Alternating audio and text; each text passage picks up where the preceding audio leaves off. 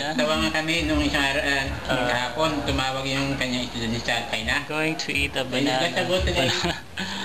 Sticky rice wrapped in banana leaves. Doon ang nagpunta sa China. Sa China po siya nagturo ng English. Ha? Sa China nagtuturo ng English. English and natural. There you go. Natuto rin siya masyadong China. Doon pala You have to take the wrapper off. Ay maganda yan at Like this.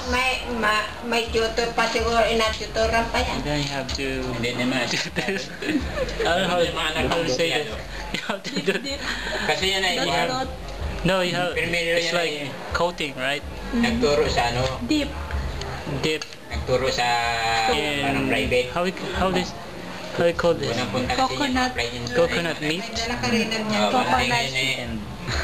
with sugar, so it's Nagtuturo siya dun sa sweet, university. so it would Ayun taste kanyang mga estudyante good. matatanda na. Biyado pala na. We call it latik in Tagalog. Ay sabi diyan ay And then it's ready to eat. Mr. Pitisana daw ay kung kasi kami din siya ito, malayo aming Yummy! dito kami napasok lahat ng mga empleyado na sa Okay. kumpanya nung petroleum. Sabi nung manager,